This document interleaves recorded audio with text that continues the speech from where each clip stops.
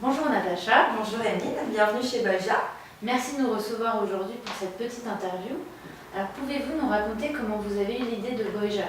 Alors en fait c'est très simple, j'ai toujours été très sportive depuis mon plus jeune âge et les questions liées au respect de l'environnement sont très importantes pour moi.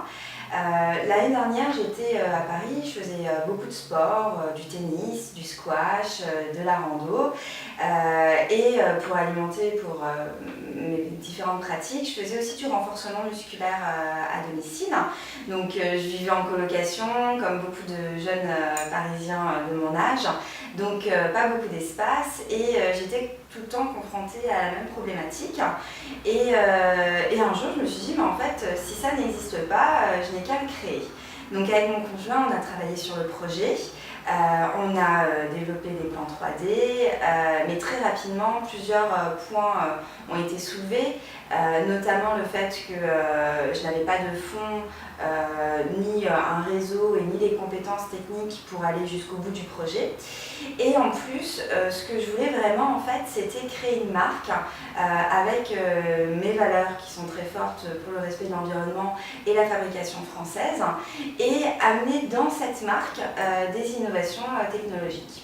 Donc du coup, j'ai déménagé ensuite à Strasbourg et là, je me suis dit qu'il était peut-être plus judicieux de commencer par une activité textile qui serait moins longue que créer des équipements innovants et le temps de me faire le réseau nécessaire, les contacts nécessaires pour ensuite commercialiser d'ici quelques mois ou quelques années toutes les innovations que j'ai en tête.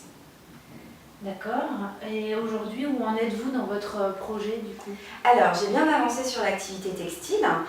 J'ai travaillé avec une styliste pour développer donc, les premières collections de shorts et de t-shirts qui sont principalement dédiés à des sportifs qui font des sports plutôt intenses, type le running, le trail, le tennis.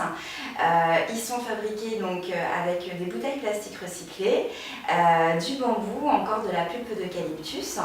Et donc le lancement est prévu au mois de mai, d'abord via une plateforme de financement participatif où mes produits seront mis en pré-vente, et ensuite via ma boutique en ligne sur laquelle je suis en train de travailler, et j'ai déjà tissé des partenariats en Alsace avec des personnes qui ont des boutiques indépendantes physiques spécialisées dans le sport qui revendront les produits de ma marque.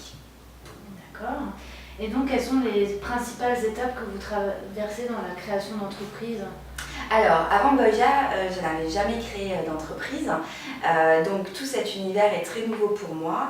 Il m'a semblé naturel de me former avant toute chose, et lors d'un after-work entrepreneur, j'ai rencontré Ladi, que je connaissais pour leur système de microcrédit, mais en fait j'ai été surprise de savoir qu'ils mettaient en place une formation pour les jeunes créateurs d'entreprise qui s'appelle Créa Jeune, qui dure 5 semaines et où on parcourt ensemble donc, avec l'aide de bénévoles, des anciens du milieu bancaire, des anciens experts comptables ou des anciens créateurs d'entreprise. On restructure notre idée, on fait notre étude de marché, on fait le point sur les différents statuts juridiques des entreprises, et aussi on crée nos premiers business plans.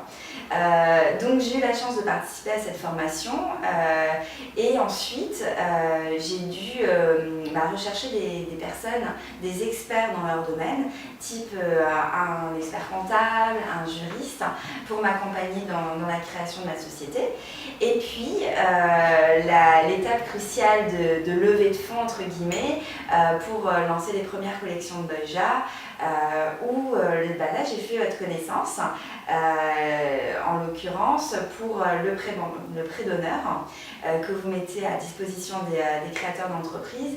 Et ce qui m'a aussi beaucoup plu dans votre dispositif, c'était le fait de pouvoir être accompagné par un créateur d'entreprise qui a de l'expérience, qui est dans ce milieu-là depuis plusieurs années, Mon parrain Initiative Strasbourg, je le rencontre chaque mois, on discute de mon avancée, il essaye de me guider, de me conseiller et c'est vrai que c'est vraiment une chance d'être accompagnée comme ça parce que tout le monde ne l'est pas et donc j'en suis consciente.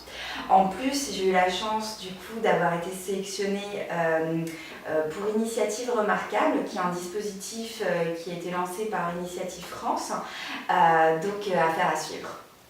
Très bien. Et aujourd'hui, comment vous gardez le moral et la motivation ? Alors, j'ai la chance d'être très bien entourée.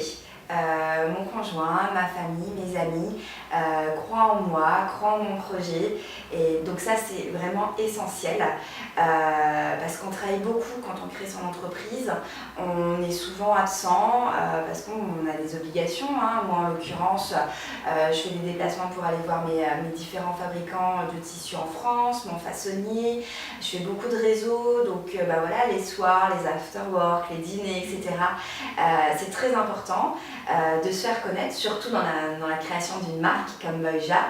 Donc c'est important que notre entourage comprenne ce qu'on vit, qu'il soit là dans les bons moments mais aussi dans les moins bons parce que voilà, on a des hauts, on a des bas, tout ne se passe pas comme on l'avait forcément prévu et voilà, faut accuser les coups et voilà, continuer à avancer. Moi, ce qui me porte, c'est le fait de créer une entreprise qui a du sens, qui ne peut être acceptée, enfin voilà, une marque qui souhaite respecter l'environnement, qui souhaite continuer à utiliser les savoir-faire français, ce n'est que du positif et donc voilà, je suis contente de me lever tous les matins et de faire ce que j'aime.